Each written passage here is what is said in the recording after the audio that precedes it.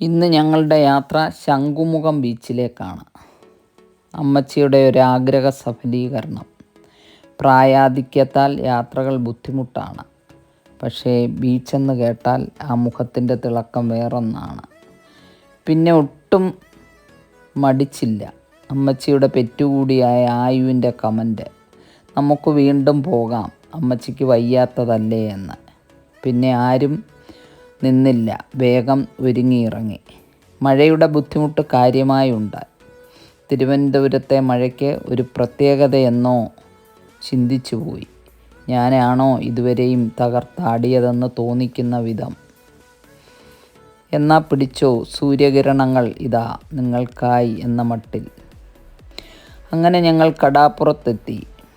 വിശാലമായ ഒരു car parking സൗകര്യം നമുക്കായി ഇവിടെ ഒരുക്കിയിരിക്കുന്നു.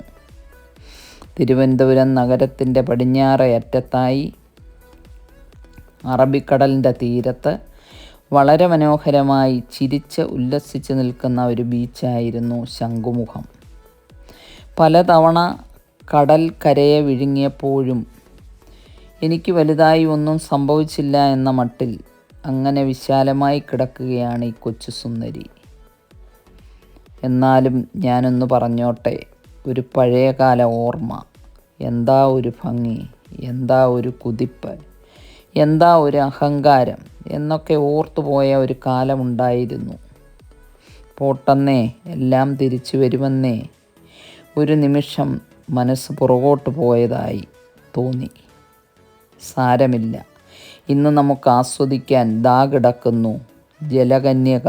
അങ്ങനെ കടൽക്കാറ്റേറ്റ് പ്രശസ്ത ശില്പിയായ കാനായി കുഞ്ഞിരാമൻ്റെ ഭാവന എത്ര മനോഹരമായി ജനങ്ങൾക്ക് മുന്നിൽ തുറന്നു കാട്ടിയിരിക്കുന്നു.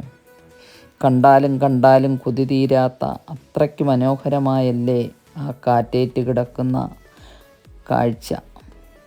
അങ്ങനെ പലതരം കാഴ്ചകൾ. വഴിയോര കച്ചവടം, മീൻ കച്ചവടം, വള്ളങ്ങൾ, ബോട്ടുകൾ എല്ലാം വന്നടുക്കുന്ന സ്ഥലങ്ങൾ വേറെ ഒരു രസക്കാഴ്ചകൾ തന്നെ. വൈകുന്നേരങ്ങളിലെ കാഴ്ചകൾ കാണാനും കുട്ടികളും കുടുംബങ്ങളുമായി എത്തുന്നവർ, വഴിയോര കച്ചവടക്കാരുടെ ഒരു നീണ്ട നിര തന്നെ ബീച്ചിൽ കാണാം. കുട്ടികളെ പ്രേരിപ്പിക്കുന്ന വിധം കളിപ്പാട്ടങ്ങൾ, കുതിര സവാരികൾ, ടോയ് കാറുകൾ, ടോയ് ട്രെയിനുകൾ, അങ്ങനെ പലതരം വിനോദങ്ങളും ഇവിടെ കാണാം. കുട്ടികൾക്ക് വേണ്ടി ഇരിപ്പിടങ്ങൾ, കുട്ടികൾക്ക് കളിക്കാനുള്ള മൈതാനങ്ങൾ, ഇവയൊക്കെ ഇവിടെ സൗകര്യമായി ഒരുക്കിയിട്ടുണ്ട്. മഴ സമയമായിട്ടും ആളുകളുടെ ഒഴുക്കിന് ഒരു കുറവുമില്ല.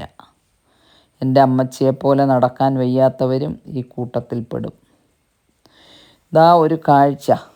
വഴിയിൽ വലിച്ചെറിയുന്ന പ്ലാസ്റ്റിക് കുപ്പികൾ ഉപയോഗിച്ച് എത്ര മനോഹരമായി ഒരു പക്ഷി ഇരിക്കുന്നു.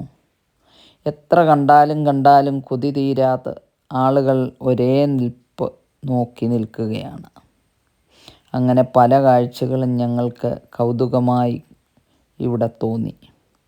ഇന്ത്യൻ എയർഫോഴ്സ് റഷ്യൻ നിർമ്മിതമായ ഹെലികോപ്റ്റർ ശംഖുമുഖത്തിൻ്റെ മറ്റൊരു ഭംഗിയാണ്.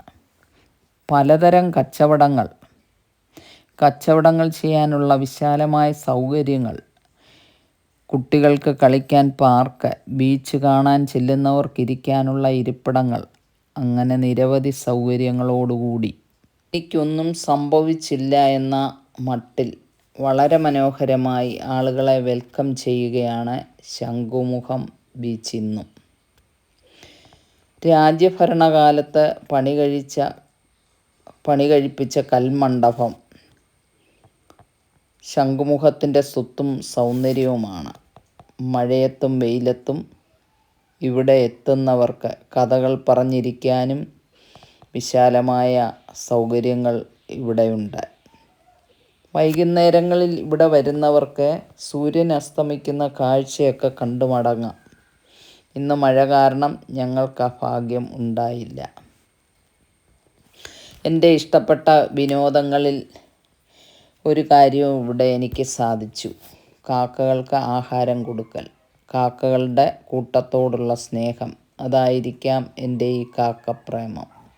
പക്ഷികളുടെ കൂട്ടത്തിൽ ഏറ്റവും ഇഷ്ടപ്പെട്ട പക്ഷി ഏതെന്ന് ചോദിച്ചാൽ കാക്കയെന്നേ എൻ്റെ ഉത്തരം.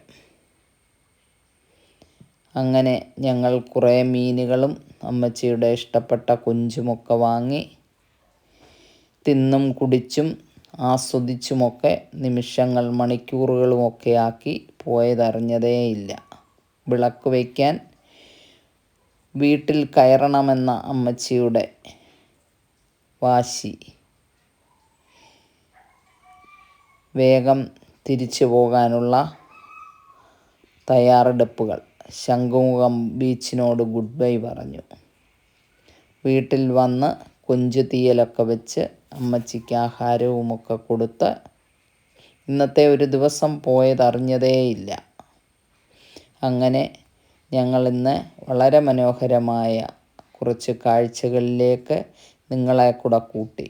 കടലിൻ്റെ ഭംഗി ആസ്വദിക്കുന്നത് നമ്മുടെ മനസ്സിന് കൊടുക്കാൻ പറ്റുന്ന നല്ലൊരു വിശ്രമമാണെന്ന് തിരിച്ചറിയുക.